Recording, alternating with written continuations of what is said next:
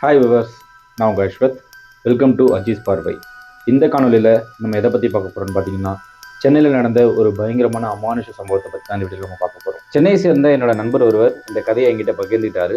இந்த கதை தான் நம்ம இந்த காணொலியில் பார்க்க போகிறோம். இந்த காணொலியை பார்க்கறதுக்கு முன்னாடி நம்ம சேனலை புதுசாக பார்க்குறவங்க மறக்காமல் சப்ஸ்கிரைப் பண்ணிக்கோங்க. ஸோ வீடியோக்குள்ளே போகலாம்.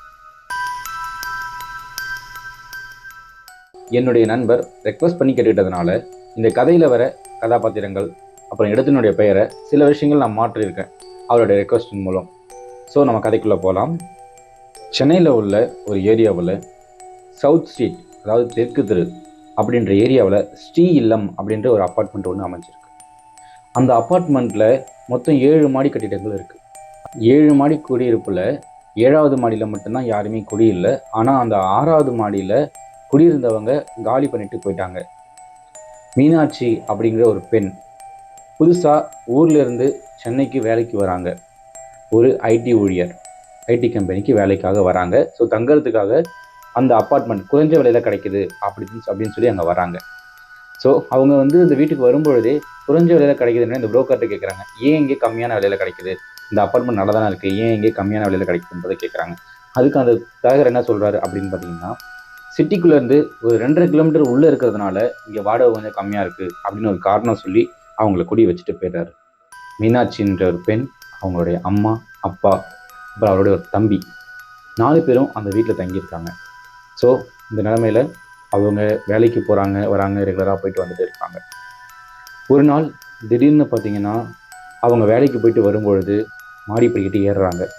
6வது மாடி வந்த உடனே அவங்களுக்கு ஒரு மாதிரி குளிர்ற மாதிரி, ஒரு குளிர் காற்று அடிக்கிற மாதிரி அவங்க உணர்றாங்க. ஒருவேளை நமக்கு ஜுரம் வரப்போதோ, ஒருவேளை நமக்கு உடம்பு சரியில்லையோ நினச்சிக்கிட்டு யோசிச்சுக்கிட்டே உள்ளே போகிறாங்க, வீட்டுக்குள்ளே போகிறாங்க. அவங்க போன பிறகு வீட்டுக்குள்ளே வாசப்படிக்கு போகிறாங்க.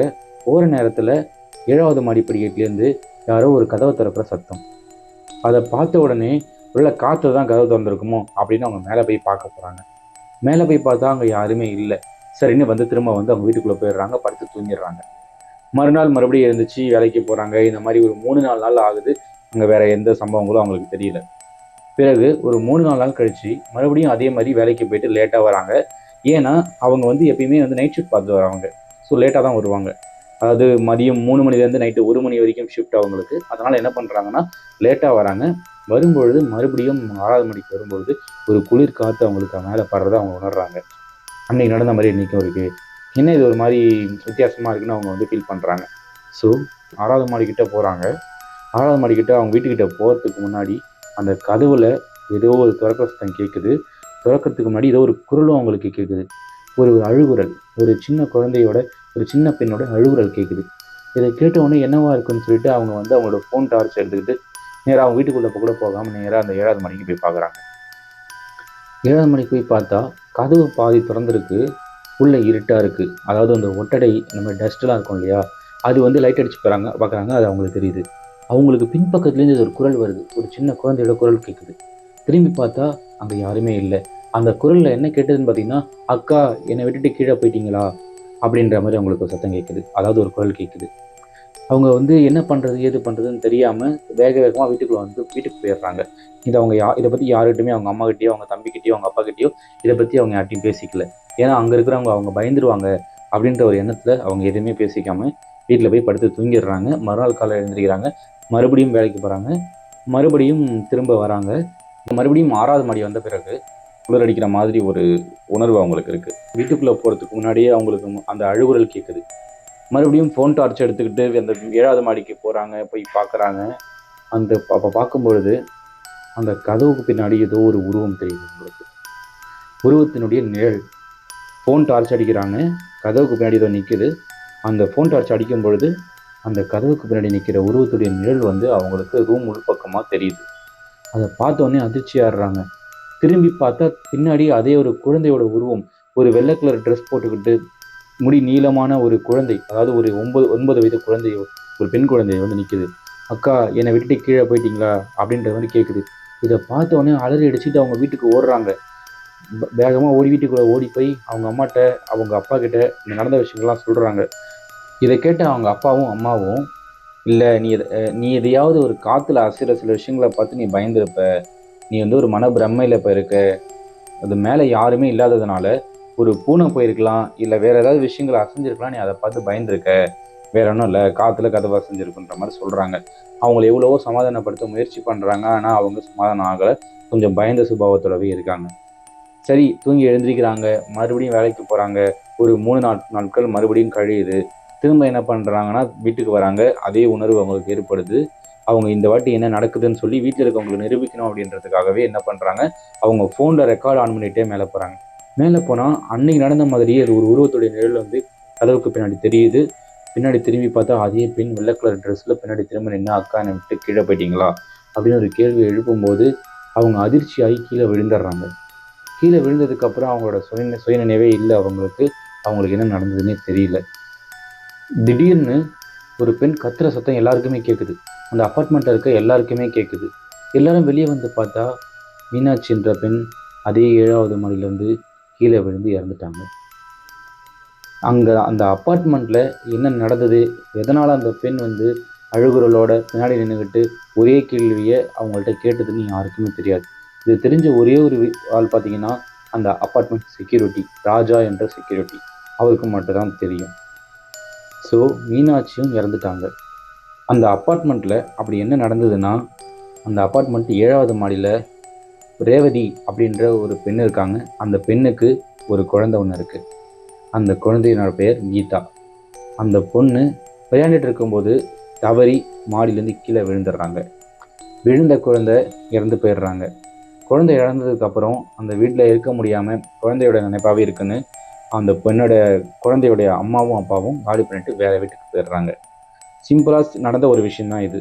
ஆனால் அந்த குழந்தையினுடைய ஆவி அந்த வீட்டையே சுற்றி சுற்றி வந்துட்டு இருந்திருக்கு. அங்கே குடியிருக்கிறதுக்காக வர எல்லாரையுமே இந்த மாதிரி கேள்விகள் கேட்டு அச்சுறுத்தும் வகையாக அந்த பெண் நடந்துக்கிட்டதுனால அங்கே யாருமே குடி வரது இல்லை. ஆனால் இந்த விஷயம் தெரியாத புது நபர்கள், அந்த ஏரியாவுக்கு வர புது நபர்கள், விஷயம் தெரியாமல் புரோக்கருடைய லாபத்துக்காக சில பேர் அங்கே வந்துடுறாங்க. மீனாட்சின்றவங்க இறந்து போயிட்டாங்க. அடுத்து இதே மாதிரி ஒரு ஆண் ஒருத்தர் அங்கே வராரு, ஒரு பேச்சுலர், அவர் பேர் குமார்.